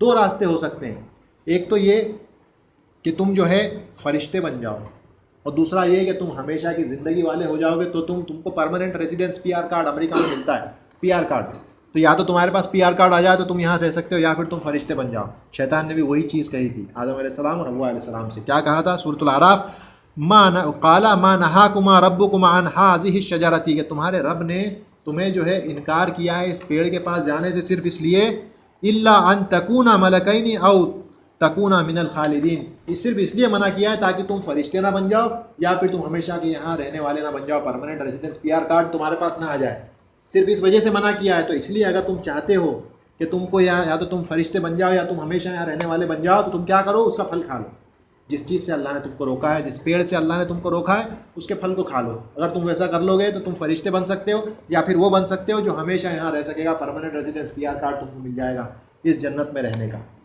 تو ان سے وہ غلطی ہوئی، لیکن وہ غلطی ہو جانے کے بعد کیا کیا انہوں نے؟ اپنی غلطی کا احساس کیا، اپنی غلطی کا احساس کیا انہوں نے، اور اللہ نے کیا کہا؟ فَتَلَقَّىٰ آدَمُ مِن رَبِّهِ كَلِمَاتٍ فَتَابَ عَلَيْهِ إِنَّهُ هُوَ التَّوَّابُ الرَّحِيمُ۔ آدم علیہ السلام کو اپنے رب کی طرف سے کچھ کلمات ملے، اور اس کے ذریعے انہوں نے اللہ سے توبہ طلب کی، اللہ نے ان کی توبہ قبول کی، ٹھیک ہے۔ اور اسی چیز کو دوسری جگہ سورۃ الاعراف میں اللہ نے آدم علیہ السلام نے کیا کہا کہ اے اللہ ہم نے اپنے آپ پر ظلم کیا ہے، ربنا ظلمنا انفسنا، تو ظلم کو اپنی طرف منسوب کیا، اللہ کی طرف نہیں کیا، شیطان کی طرف۔ شیطان نے کیا کہا؟ ربی بما اغویتنی لا ازینن لهم فی الارض، اور یہاں پہ نہیں رک گیا، اس کے بعد چیلنج کیا، لا اغوینہم اجمعین، ان سب کے سب کو میں گمراہ بھی کروں گا، کیوں؟ کیونکہ تو نے مجھ کو گمراہ کیا، تو اس کے بعد میں کیا کروں گا؟ ان کے لیے دنیا کو خوبصورت کر کے دکھاؤں گا، اور خوبصورت کر کے دکھانے کے بعد ان سب کے سب کو گمراہ بھی کروں گا، سوائے ان کے جو تیرے مخلص بندے ہیں، ان کو چھوڑ کے باقی سب کو گمراہ کروں گا۔ تو شیطان میں اور آدم علیہ السلام میں یہ فرق تھا۔ اب اس کا کمپیریزن کیسے ہوگا؟ کیا آدم علیہ السلام کا پروموشن نہیں کیا تھا جس طرح سے اس شخص کا پروموشن ہوا؟ میں نے بتایا تھا نا، کہاں سے؟ چپراسی سے لے کر کہاں بن گیا؟ وائس پریسیڈنٹ بن گیا وہ، تو پروموشن ہوا اس کا۔ آدم علیہ السلام کا بھی پروموشن ہوا تھا۔ آدم علیہ السلام جب کچھ بھی نہیں تھے، اس کے بعد اللہ نے ان کو وجود میں لے کر کے آیا۔ شیطان کا بھی پروموشن ہوا، جن تھا فرشتوں کے ساتھ رہتا تھا، اس کا بھی پروموشن ہوا۔ اللہ نے کبھی اس کو جو ہے، ایک وقت تو یہ تھا کہ شیطان یہ سمجھنے لگا کہ میں فرشتوں میں سے ہی ہوں، فرشتہ ہی ہے، اور آج بھی کئی لوگوں کا یہ ڈاؤٹ ہے کہ وہ شیطان کو جن سمجھتے ہی نہیں، اس کو فرشتہ سمجھتے جبکہ وہ جن ہے۔ تو اللہ نے اس کا بھی پروموشن کیا، اس کو بھی جو ہے ترقی دی۔ اللہ نے آدم علیہ السلام کو عزت دی، سارے فرشتوں سے کہا سجدہ کرو، سارے فرشتے سجدہ کیے ان کو، جیسا کہ اس باس نے، اس پریسیڈنٹ نے اس وائس پریسیڈنٹ سے کہا تھا کہ چائے لے کے آؤ اس شخص کے لیے، 15 سال کے بچے کے لیے۔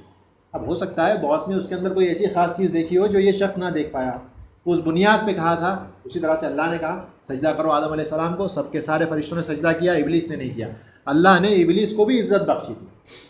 ابلیس جیسا میں نے کہا فرشتوں کے درمیان رہتا تھا، حالانکہ جن تھا، لیکن اللہ نے اس کو عزت بخشی، اس کے علم کی وجہ سے اس کو عزت بخشی تھی۔ کیا آدم علیہ السلام نے نافرمانی کی اللہ کی؟ آدم علیہ السلام نے بھی نافرمانی کی اللہ کی، ابلیس نے بھی نافرمانی کی۔ ابلیس سے کہا سجدہ کرو، نہیں کرا۔ آدم علیہ السلام سے کہا تھا اس پیڑ کے قریب مت جانا، وَلَا تَقْرَبَا هَٰذِهِ الشَّجَرَةَ فَتَكُونَ مِنَ الظَّالِمِينَ، اس پیڑ کے قریب بھی مت جانا ورنہ تم ظالموں میں سے ہو جاؤ گے۔ لیکن گئے وہ لوگ پاس، نافرمانی کی، اللہ کی نافرمانی کی. جب ساری چیزیں آدم علیہ السلام میں اور ابلیس میں ایک جیسی ہیں تو پھر ایسا کیا ہو گیا کہ ابلیس جو ہے اس کو تو اللہ نے جو ہے رجیم کر دیا اور آدم علیہ السلام کی دعا کو قبول کر کے آپ کو جنتی بنا دیا. ایسا کیا بات ہو گئی؟ یہ آخری چیز جو میں بتاؤں گا، رسپانسبلٹی گناہ کی اپنے اوپر لی آدم علیہ السلام نے، شیطان نے اللہ کے اوپر ڈال دی. قدر کا معاملہ اس طرح سے کام کرتا ہے. یہ قدر کا معاملہ ہے. گناہوں کا معاملہ ایسا ہے کہ آپ کے پاس میں چوائس دی ہے اللہ نے، آپ چوائس کے حساب سے کام کرتے ہیں. آپ کے پاس چوائس ہے، آپ کے پاس میں اللہ نے کتاب نازل کر دی، قرآن آپ کے پاس میں نازل ہے، اس کے اندر چیز لکھی ہوئی ہے. آپ جو ہے اللہ کی نافرمانی نہیں کرو گے، اللہ کے فرما بردار بندے بنو گے تو اللہ آپ کو جنت میں لے جائے گا. اگر آپ نافرمانی کرو گے تو پھر آپ کا راستہ جہنم کی طرف لے جانے والا ہے. اللہ کے رسول صلی اللہ علیہ وسلم نے اس چیز کو واضح کیا کئی حدیثوں کے اندر. جب آپ سے پوچھا گیا ففیم العمل، صحابہ نے، کہ اگر ہر چیز لکھی ہوئی ہے تو پھر عمل کا کیا فائدہ؟ نتقیل کتابنا، کیا ہم اپنی کتاب پہ پوری طرح سے جو ہے نہ چھوڑ دیں، اس پہ جو ہے اپنا جو ہے پورا کیا کہیں گے ہر چیز اسی پہ نہ چھوڑ دیں جو کتاب میں اللہ نے لکھ دیا ہے. ٹھیک ہے، تو اللہ کے رسول نے کہا کہ نہیں، ایملو، تم کام کرو، کل میسر لما خلق لہ، ہر چیز کے، ہر انسان کے لیے جس چیز کے لیے اس کو پیدا کیا گیا اللہ اس کے لیے اسی چیز پہ چلنا آسان کر دیتا. اور یہی بات دوسری طریقے سے میں نے آپ سے کہا تھا کہ کوئی شخص آپ سے آ کے یہ سوال کرے کہ کیا فائدہ عمل کرنے کا اگر ہر چیز جنت جہنم لکھ دی گئی، اللہ کو معلوم ہے کون جہنمی ہے اور کون جنتی ہے، تو پھر عمل کرنے کا فائدہ کیا؟ اللہ کے رسول صلی اللہ علیہ وسلم نے سورۃ اللیل کی آیت نمبر 6 سے 10 یا 5 سے 10 تلاوت کر دی. اس سے بہتر جواب کوئی نہیں ہو سکتا ایسے شخص کے لیے کہ جو آ کر کے آپ سے سوال کرے کہ جنت جہنم اگر لکھ دی گئی ہے تو فائدہ کیا عمل کرنے کا. وہ چیز اللہ نے جو ہے اللہ کے رسول صلی اللہ علیہ وسلم کو بتائی کہ اپنے صحابہ کو ٹریننگ دیجیے، اور اللہ کے رسول صلی اللہ علیہ وسلم نے اپنے صحابہ کو وہی ٹریننگ دی. کیا کہا کہ وہ شخص تم میں کا جو تقوی رکھتا ہے، جو اللہ سے ڈرتا ہے، ٹھیک ہے، اللہ اس کے لیے کیا کر دیتے ہیں؟ اسی راستے پہ چلنا آسان کر دیتے ہیں. وصدق بالحسنی، اور جو اللہ کی توحید میں ایمان رکھتا ہے اس کے لیے اللہ کیا کرتے ہیں؟ فنیسرہ للیسرا، اللہ اس کے لیے اسی راستے پہ چلنا اللہ آسان کر دیتے ہیں. اور وہ شخص جس انسان نے کیا بخیل ہوتا ہے اور جو اپنے آپ کو یہ سمجھتا ہے کہ جو ہے میں خود سب کر سکتا ہوں، اس کے لیے کیا ہے؟ وکذب بالحسنی، وہ کیا ہے؟ لا الہ الا اللہ، اللہ کی توحید کو انکار کرتا ہے، اس سے انکار کرتا ہے، اس کو جھٹلاتا ہے. فنیسرہ للعسرا، اللہ اس کے لیے جو ہے اس مشکل راستے پہ ہی چلنا آسان کر دیتا ہے. عسر بولتے ہیں مشکل کو، یسر بولتے ہیں آسان کو. تو آسان راستے پہ چلنا اللہ آسان کر دیتے ہیں، اس کا کیا ہے؟ مشکل راستے پہ چلنا آسان کر دیتے ہیں. اور پھر وہ اسی راستے پہ چلا جاتا ہے جب تک کہ وہ اہل جہنم میں نہ ہو جائے یا اسی میں جا کر کے نہ گر جائے. تو یہ جو چند مثالیں تھیں، خاص طور سے آدم علیہ السلام اور ابلیس کی مثال دیکھا جائے تو ایک کافی حد تک دونوں کی ایک ہی جیسا معاملہ تھا. فرق جہاں جا کر کے ہوا وہ اس جگہ پر جب گناہ کی رسپانسبلٹی آدم علیہ السلام نے اپنے اوپر لے لی. ربنا ظلمنا انفسنا، اپنے اوپر. شیطان نے ربی بما اغویتنی. یہ اصل مسئلہ جو ہے، اس مسئلے کی وجہ سے ابلیس جو ہے رجیم ہو گیا، مذموم ہو گیا، مدحور ہو گیا. اللہ کی ہر قسم کی مغفرت سے اور توبہ سے اس کو جو ہے اللہ نے دور کر دیا. تو اب یہ سوال ہی نہیں پیدا ہوتا. کچھ لوگ سوال کرتے ہیں کہ اگر ابلیس معافی مانگ لے تو کیا اللہ اس کو معاف کر دیں گے؟ تو یہ چیز قرآن میں واضح ہو گئی کہ یہ ہو ہی نہیں سکتا. معافی مانگنے والے اتنا وقت نہیں لگاتے ہیں. آدم علیہ السلام نے فوراً اللہ نے کہا فتلقى آدم من ربہ کلمات، اللہ نے آدم علیہ السلام کی طرف کلمات نازل کیے اور اس کلمات کی وجہ سے آدم علیہ السلام نے توبہ کر لی. وہ کلمات کون سے تھے؟ سورہ اعراف میں ربنا ظلمنا انفسنا، یہ والے کلمات تھے. اس کلمات کی وجہ سے اللہ نے ان کو معاف کیا. اس کے تعلق سے اور دوسری جھوٹی حدیثیں گھومتی رہتی ہیں کہ وہ عرش پہ ایسا کلمہ لکھا ہوا دیکھا اور پھر اس کی جو ہے برکت سے اور اس کی جو ہے وسیلے سے اللہ، یہ جو ہے یہ حدیث اصل میں من گھڑت ہے، جھوٹی حدیث ہے، اس کا کوئی وجود نہیں ہے. قرآن جو ہے آپ کے سامنے ایک بات کو کہہ رہا ہے کہ اللہ نے ان کو کلمات سکھایا، اس کلمات کی بنیاد پر آدم علیہ السلام نے توبہ کی اور اللہ نے ان کی توبہ کو قبول کر لیا اور ان کو معاف کر دیا. ٹھیک ہے، تو اصل مسئلہ یہاں پر یہ ہے. تو یہ جو ہے آج مشیت کا مرحلہ آج پورا نہیں ہوا ہے، یہ ادھورا تھا کیونکہ مشیت پورا کا پورا اس کو کور کرنا ایک ہی جو ہے درس میں ممکن نہیں تھا. تو آئندہ ہفتے بھی مشیت کے تعلق سے بات ہوگی، جہاں پر جیسا میں نے بتایا پہلی چیز ہم یہ سمجھنے کی کوشش کریں گے کہ اللہ کی مشیت، اللہ کا ارادہ، اللہ کی محبت، ان تین میں فرق کیا ہے. جب اس تین کے فرق کو سمجھ جائیں گے تو کافی سارے ازالے جو ڈاؤٹس ہوں گے وہ ہمارے ختم ہو جائیں گے. مشیت، ارادہ، محبت، تین چیز کو سمجھنا پڑے گا. اس کے علاوہ ہم ایک چیز یہ بھی سمجھیں گے کہ اللہ جب برائی کو پیدا کرتے ہیں تو اس کی وجہ کیا ہوتی ہے، اور اس کی مثال ابلیس کی پیدائش سے ہم دیکھیں گے، جیسا کہ ابن القیم رحمہ اللہ اور ابن ابی عیسی الحنفی رحمہ اللہ جنہوں نے اس کو بیان کیا ہے، اس طرح سے انہوں نے اس کو بیان کیا ہے.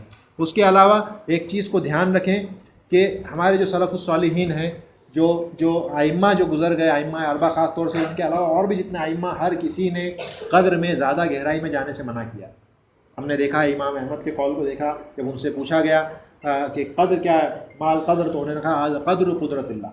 اسی طرح سے جب جو ہے امام الطحاوی سے پوچھا گیا تو امام الطحاوی کیا کہتے ہیں، اصل القدری سر اللہ فی خلقی، کے حقیقت جو قدر کی ہے وہ اللہ کی سیکریٹ ہے اپنے خلق کے اندر۔ اور جیسا میں نے پہلے ہی بتایا تھا کہ ابن ابی عیسیٰ الحنفی یا امام الطحاوی رحمہ اللہ، انہوں نے جب یہ کتاب کو مرتب کیا، اس کو لکھا، تو پہلے مقدمے میں انہوں نے لکھ دیا کہ یہ عقیدہ امام ابو حنیفہ اور ان کے شاگرد رحمہ اللہ، یہ ان کا عقیدہ ہے، یہ عقیدہ امام ابو حنیفہ کا عقیدہ ہے کہ قدر جو ہے یہ اس کی اصلیت کیا ہے، یہ اللہ کی خفیہ باتوں میں سے، اللہ کی سیکریٹ میں سے ہے، جو ان کا عقیدہ ہے۔ اور امام ابو حنیفہ ہوں، چاہے احمد بن حنبل ہوں، چاہے اور دیگر جتنے بھی امام ہوں، سبھی نے منع کیا ہے کہ قدر کے اندر زیادہ قرید مت کرو، زیادہ گہرائی میں مت جاؤ، صرف اتنا علم حاصل کرو جتنا آپ کے لیے ضروری ہے۔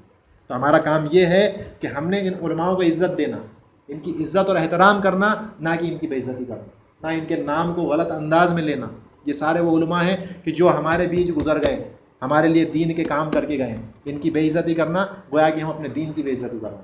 تو اس چیز سے ہم کو بچنا چاہیے۔ اور دوسری ایک اہم بات، کچھ نہیں سمجھ میں آتا ہے ایک چیز، اس بات کو خیال رکھیں کہ اللہ نے اپنے پاس کتاب میں ہم سب کا اللہ المحفوظ کے اندر ہمارے نام کے ساتھ ذکر کیا گیا ہے، ہمارے نام کے ساتھ ذکر ہوا ہے۔ اس سے بڑی بات کیا ہوگی کہ آپ کے نام کے ساتھ آپ کا ذکر ہے کہ فلاں فلاں لوگ اس محفل میں اس طرح سے بیٹھ کر تقدیر کی یا قدر کی تعلیم حاصل کریں گے۔ اس سے بڑی بات اور کیا ہو سکتی ہے؟ اور اس سے بڑی خوشی کی بات اس شخص کے لیے ہے جو دین اسلام میں نہیں تھا، جو کافر تھا، اللہ نے اس کو ہدایت دی اور وہ اسلام کی طرف لوٹ کر کے آیا، اس کا نام بھی اللہ نے اللہ المحفوظ کے اندر اس کے نام کے ساتھ لکھا ہوگا کہ فلاں شخص اتنی عمر گزرنے کے بعد اسلام قبول کرے گا اور دین اسلام میں آئے گا۔ اس سے بڑی جو ہے خوشخبری اس انسان کے لیے کیا ہو سکتی ہے کہ اللہ اپنی جو ہے سب سے اونچی جو ازلی کتاب ہے اس کے اندر اس شخص کا نام، اس جو ذکر ہے اس کے نام کے ساتھ ہے۔ تو اس چیز کو دھیان میں رکھیں، قدر کے موضوع کو کوشش کریں اس کو سمجھنے کی، سمجھ میں نہیں آتا ہے تو جو بنیادی باتیں میں نے بتائیں اس کو سمجھنے کی کوشش کریں، اس سے جڑے رہیں اور قدر کے اندر اپنے ایمان کو مکمل رکھیں، ڈگمگ نہ ہونے دیں اپنے ایمان کو۔ اللہ سے دعا ہے کہ اللہ ہمیں جو ہے قدر کو اس کی حقیقی طور پہ سمجھنے کی توفیق عطا فرمائے۔ سبحانک اللہم و بحمدک، اشہد ان لا الہ الا انت، استغفرک و اتوب الیک۔